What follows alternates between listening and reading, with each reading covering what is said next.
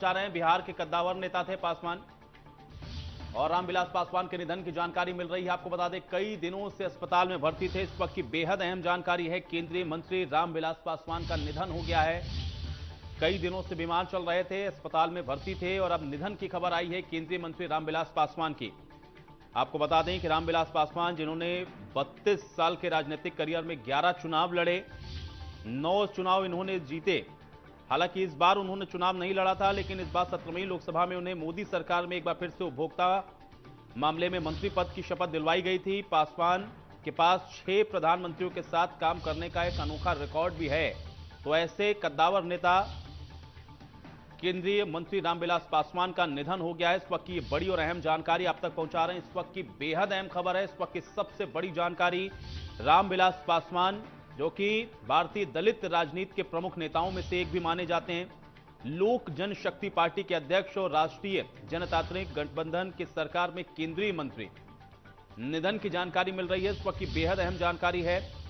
बिहार के हाजीपुर लोकसभा क्षेत्र से प्रतिनिधित्व कर रहे थे रामविलास पासवान और अब उनके निधन की जानकारी इस वक्त सामने आ रही है। ये बेहद अहम खबर हम आप तक पहुंचा रहे हैं क्योंकि कई दिनों से अस्पताल में भर्ती थे और अब उनके निधन की जानकारी इस वक्त मिली है। दिल्ली के अस्पताल में आपको बता दें उनका इलाज चल रहा था और चिराग पासवान ने ट्वीट करके ये जानकारी दी है। बिहार के कद्दावर नेता रामविलास पासवान अब नहीं रहे। ये इस वक्त की बेहद अहम खबर, बड़ी जानकारी। लंबे समय से आपको बता दें कि स्वास्थ्य कारणों के चलते बीमार थे, अस्पताल में भर्ती थे, दिल्ली में उनका इलाज चल रहा था, लेकिन अब जानकारी ये कि निधन हुआ है। बेटे चिराग पासवान की तरफ से ट्वीट करके यह जानकारी दी गई है।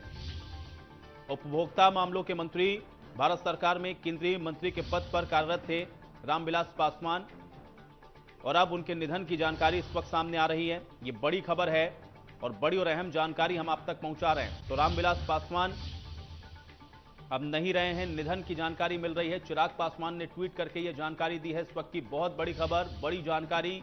कई दिनों से आपको बता दें अस्पताल में रामविलास पासवान भर्ती थे, जिनके निधन की जानकारी इस वक्त मिल रही है। दिल्ली के अस्पताल में उनका इलाज चल रहा था। केंद्रीय मंत्री रामविलास पासवान अब नहीं रहे। इस वक्त की बड़ी और अहम खबर है। तो रामविलास पासवान के अगर राजनीतिक करियर पर एक नजर डाली जाए तो फिर 2004 से 2009 में मनमोहन सिंह की सरकार में केंद्रीय रसायन एवं उर्वरक मंत्री के पद पर उन्होंने काम किया। 2001 से 2002 का कार्यकाल जो कि अटल बिहारी वाजपेयी सरकार का रहा, उसमें केंद्रीय खनिज मंत्री के तौर पर वो काम करते रहे। 1999 से 2000 तक अगर हम बात करें तो केंद्रीय सूचना एवं प्रसारण मंत्री के तौर पर उन्होंने काम किया और यह भी अटल बिहारी वाजपेयी का ही कार्यकाल था। भारत के रेल मंत्री के तौर पर भी उन्होंने काम किया 1996 से 1998 तक। तो ये बड़ी जानकारी। दिनेश डांगी हमारे साथ, हमारे सहयोगी जुड़ रहे हैं जानकारी के साथ। दिनेश, बहुत बड़ी जानकारी है, केंद्रीय मंत्री रामविलास पासवान अब नहीं रहे।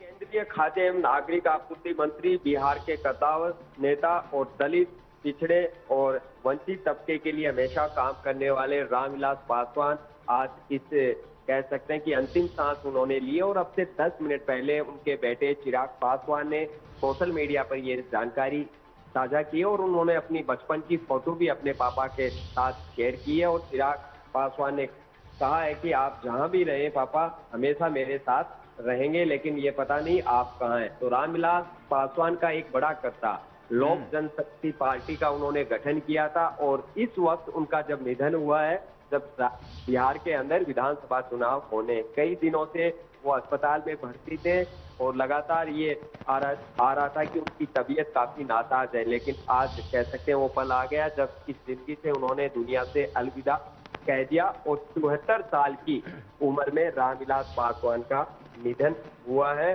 और कह सकते हैं कि बहुत ही दुखद घड़ी एक बिहार के लिए, फर्स्ट बिहारी की जो भावना थी उनकी वो साकार हुई और दलितों के लिए उन्होंने एक कह सकते हैं कि दलित समाज के लिए काफी लंबी लड़ाई लड़ी, काफी लंबा संघर्ष किया और एक दलित नेता के तौर पर पहचान बनाई और लगभग हर केंद्र सरकार में वो मंत्री रहे।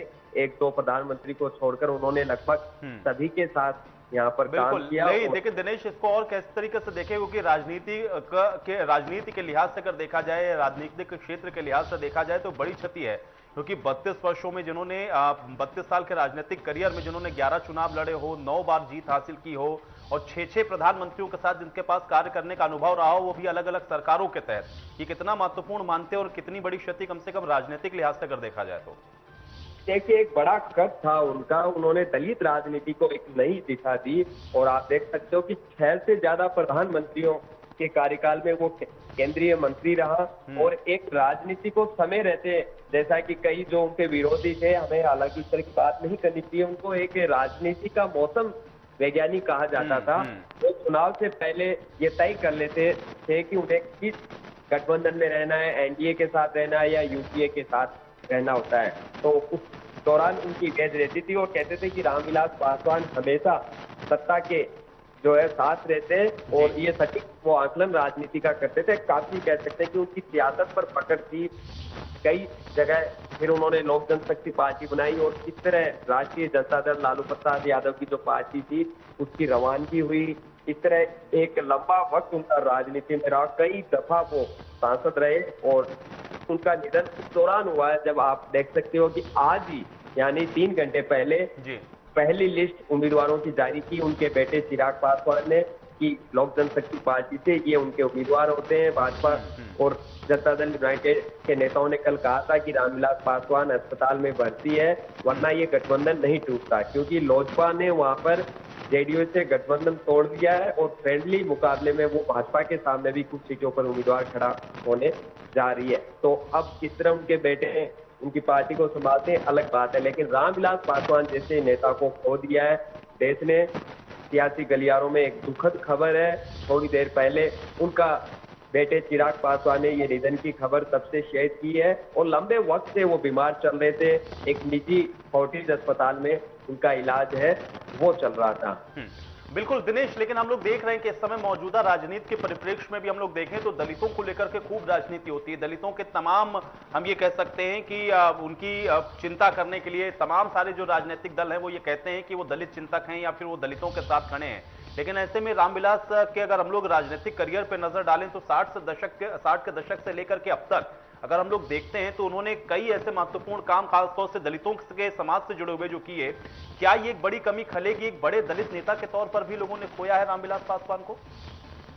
देखिए, जिस तरह मायावती बसपा पार्टी को आ रही थी, काशीराम एक दलित नेता हुआ करते थे, उसके बाद मायावती ने बसपा को संभाली और मायावती के बाद अगर कोई दलित नेता हिंदुस्तान में पैदा हुआ तो कह सकते हैं वो इमेज और छवि और वो पहचान बनाई थी यहाँ पर रामविलास पासवान ने। लेकिन बिहार में ना दलित बल्कि पिछड़े या ओबीसी वर्ग के हो या अन्य जातियों के हो, उनको भी रामविलास पासवान साथ लेकर चले थे। एक हार्ड लाइन वो कह सकते हैं कि दलितों की सिर्फ राजनीति करते थे या सिर्फ दलितों की बात करते थे, ये एक हार्ड लाइन लेकर वो नहीं चले जिससे मायावती चलती है।